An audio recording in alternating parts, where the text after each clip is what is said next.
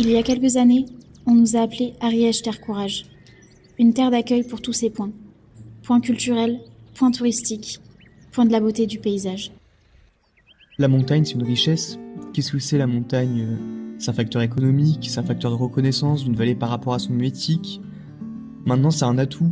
La montagne, c'est effectivement un espace, en tout cas sur l'Ariège, c'est un espace nature, préservé, authentique, où on a su quand même conserver, je dirais, pas mal de traces du passé, notamment en montagne. Il faut que les gens sachent que la montagne reste avant tout dangereuse. Et voilà.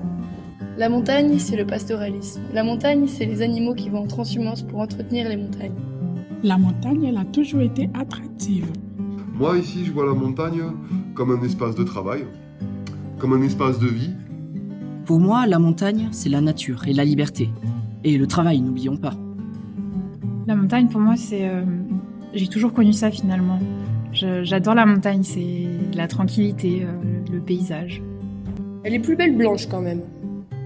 La montagne, elle est tous les jours différente. Pour moi, c'est vivifiant. J'ai un amour incommensurable pour elle. Elle est apaisante et pour moi, la montagne, ouais, les Pyrénées, c'est des petits diamants. Avant, on vivait en autarcie. Alors, il y en a toujours. Bon, dans les villages, c'est ça aussi, une spécificité de l'Ariège. Ça existe encore, ce truc d'autarcie.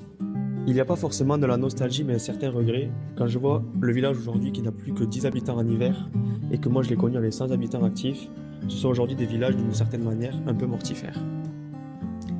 Le territoire de l'Ariège, c'est un mélange. D'un côté, on est un peu en retrait, on est un peu en marge du monde moderne, on va dire. D'un autre côté, on est quand même dedans. C'est un bon équilibre.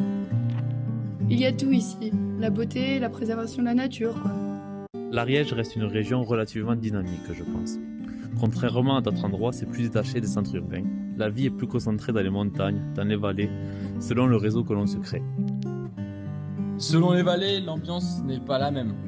T'as d'autres lieux, d'autres réseaux, et de ce côté-là, c'est assez chouette, quoi. Il y a une belle dynamique, et en même temps, ça reste relativement calme. Cela, c'est le fait de la géographie. La vie sur le territoire, je la décrirais comme simple, calme.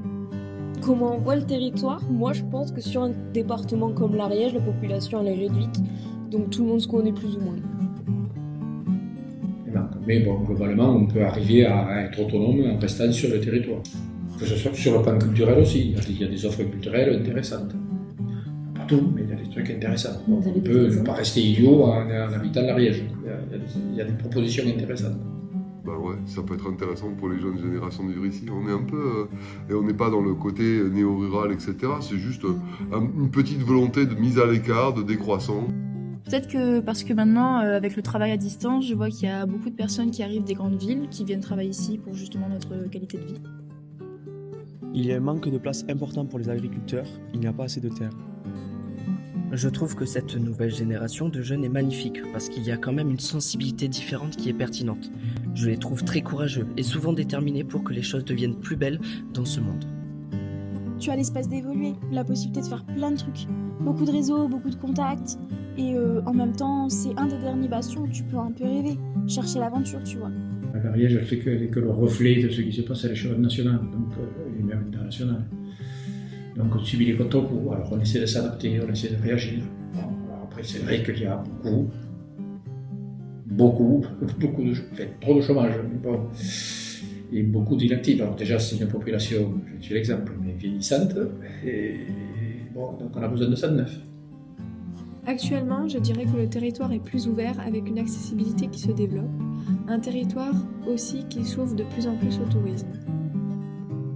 Le tourisme, pour certains, ils s'en foutent, c'est pas leur problématique. À la limite, s'il n'y aurait pas de tourisme du tout, ça leur irait très bien. Je pense que le territoire se tourne de plus en plus et structure son tourisme pour accueillir. Il y a de plus en plus de touristes, déjà.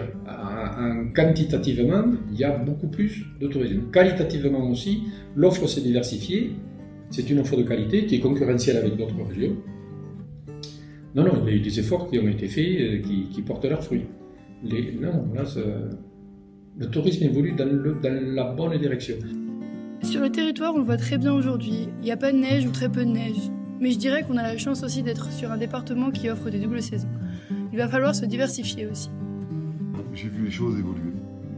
Alors je parle du climat, hein. Je pense que le grand enjeu de la montagne dans les années à venir, hein, on le verra avec le ski alpin, j'ai pas de réponse. Hein. Faut essayer de trouver des idées, trouver des trucs pour faire venir et faire rester les gens. Ça devient de plus en plus compliqué, quoi. Pour moi, la transition du tourisme en montagne, c'est une évolution progressive qui se fait depuis des années. Déjà parce que de toute façon, nous, notre secteur d'activité, on essaie de se caler à l'évolution de la consommation et de la demande de la clientèle. Je pense que c'est pas un truc qui va se faire du jour au lendemain déjà. Il faut déjà que ça rentre dans les mœurs des gens et dans les têtes. Il faut s'adapter. Donc là, s'il n'y a plus de neige, eh bien peut-être qu'il va falloir faire des sports d'été à la montagne sur les pistes de ski en hiver. La transition se fera ensemble. Il faut que tout le monde s'y mette. Le territoire idéal de demain, selon moi, je souhaiterais qu'il trouve une dynamique qui allie à la fois ce qu'on peut encore espérer d'activités agricoles, d'élevage en particulier, et ce respect des paysages.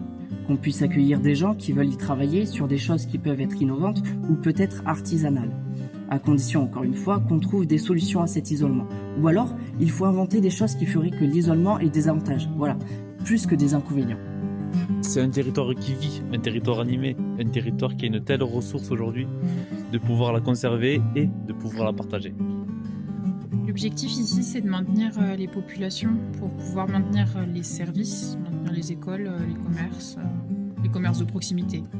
Selon moi, comment peut-on soutenir les habitants locaux dans cette transition du tourisme en montagne? Les habitants, ils sont là, ils y travaillent toute l'année. Je pense que l'effort doit être fait des gens qui arrivent, des gens de l'extérieur. Je pense que c'est aux gens qui viennent sur le territoire de s'adapter. Alors moi je pense qu'il faut de la douceur, déjà par rapport aux aménagements, etc. Je pense qu'il faut garder ce côté un peu à taille humaine.